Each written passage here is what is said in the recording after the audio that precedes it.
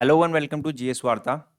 Polity lecture series में आज का टॉपिक है। देखिए, आज हम जानेंगे why India adopted a parliamentary system. देखिए, पिछले लेक्चर में हमने पार्लियामेंट्री सिस्टम के बारे में पढ़ा था।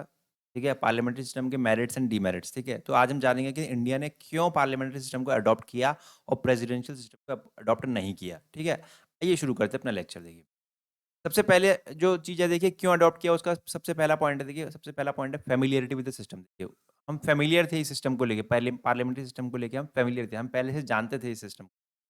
पढ़ते हैं, देखिए, द कॉन्स्टिट्यूशन मेकर, जो कॉन्स्टिट्यूशन मेकर थे were somewhat familiar with the parliamentary system as it had been in operation in India during the British rule. देखिए, ब्रिटिश रूल के टाइम से ही देखिए हमारे पास जो है पार्लियामेंट्री सिस्टम जो है रहा था।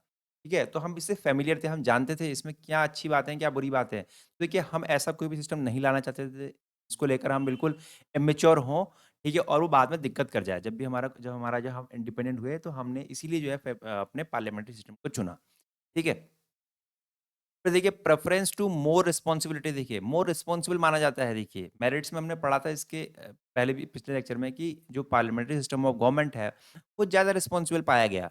देखिए, कैसे देखिए, doctor Bhimrao Ambedkar pointed out in the Constituent Assembly that a democratic executive must satisfy two conditions, stability and responsibility। देखिए, भीमराव अम्बेडकर जी का कहना था, ठीक है, कि जो भी डेमोक्रेटिक एग्जीक्यूटिव होती है उसके दो काम होने चाहिए, या तो एक स्टेबिलिटी बनाए रखना और रिस्पॉन्सिबिलिटी बनाए रखना। ठीक है, अब वो कहते हैं कि देखिए अनफॉर्चुनेटली क्या होता है कि ऐसा कोई भी सिस्टम नहीं है जो कि इक्वल डिग्री से हमें दोनों की दोनों चीज़ें दे दे, या स्टेबिलिटी भी दे दे और रिस्पॉन्सिबिलिटी इक्वली दे दे। ठीक है, तो इसीलिए क्या होता है, देखिए स्टेबिलिटी और रिस्पॉन्सिबिलिटी, किसी में स्टेबिलिटी ज़्यादा होती है किसी सिस्टम में, किसी में रिस्पॉन्सिबिलिटी ज़्यादा है। अब देखिए, अमेरिकन सिस्टम है जैसे अपना प्रेसिडेंशियल सिस्टम जो है अपना, उसमें देखिए स्टेबिलिटी ज़्यादा है लेकिन उसमें रिस्पॉन्सिबिलिटी कम है। ठीक है, स्टेबिलिटी ज़्यादा है, रिस्पॉन्सिबिलिटी क्या है, कम है। वहीं देखिए ब्रिटिश सिस्टम जो अपना पार्लियामेंट्री सिस्टम है, वहाँ पर क्या है, ज़्यादा रिस्पॉन्सिबिलिटी, मोर रिस्पॉन्सिबिलिटी है उसमें। सॉरी, 1 सेकंड का, यहाँ पर ये कुछ दिक्कत हमें आ गई। हाँ, सॉरी। हाँ, उसके बाद देखिए ब्रिटिश सिस्टम में जो है वो मोर रिस्पॉन्सिबिलिटी है, मोर रिस्पॉन्सिबिलिटी एंड लेस स्टेबिलिटी है।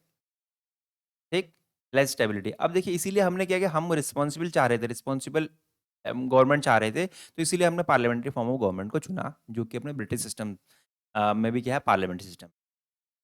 फिर देखिए need to avoid legislature executive conflict. अब देखिए the framer of the constitution जी wanted to avoid conflict between legislature and executive which are bound to occur in the presidential system of prevalent in USA। अब देखिए, जो presidential system है उसमें executive presidential system जो USA में है, presidential system, उसमें एग्जीक्यूटिव और जो लेजिस्लेचर है उसमें कॉन्फ्लिक्ट होते रहते हैं।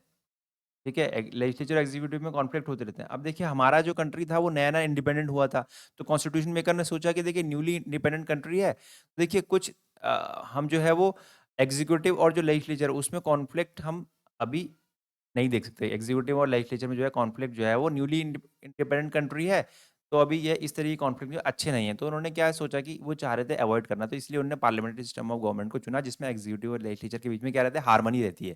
जब हमने मेरिट्स पढ़े थे तो हमने पढ़ा था कि उनके बीच में क्या रहता है, हार्मनी रहती है। ठीक है? नेक्स्ट हमारे पास नेचर ऑफ इंडियन सोसाइटी। अब देखिए नेचर ऑफ इंडियन सोसाइटी क्या है, देखिए ये पॉइंट।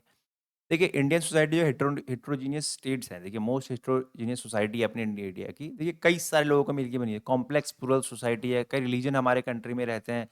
ठीक है, कई एथनिसिटी के लोग रहते हैं। ठीक है, तो कास्ट के लोग मिल जाएंगे, तो बहुत हेटेरोजेनियस सोसाइटी है अपनी। ठीक, तो कॉन्स्टिट्यूशन मेकर चाहते थे कि देखिए वाइड रिप्रेजेंटेशन हो लोगों का। ठीक है, रिप्रेजेंटेशन जो हो वाइड लोगों का हो, वेरियस सेक्शन के लोग रिप्रेजेंट कर पाए, इंटरेस्ट के लोग रिप्रेजेंट कर पाए, रीजन्स के लोग रिप्रेजेंट कर पाए गवर्नमेंट में।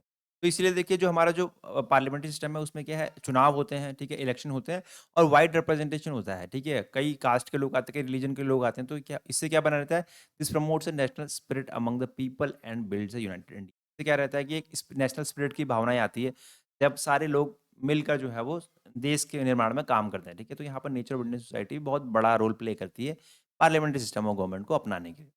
ठीक है, तो यहाँ पर जो है सारे रीजन जो थे पार्लियामेंट्री सिस्टम को इंडिया ने क्यों अपनाया। ठीक है, तो ये सारे रीजन को हम जान चुके हैं आज।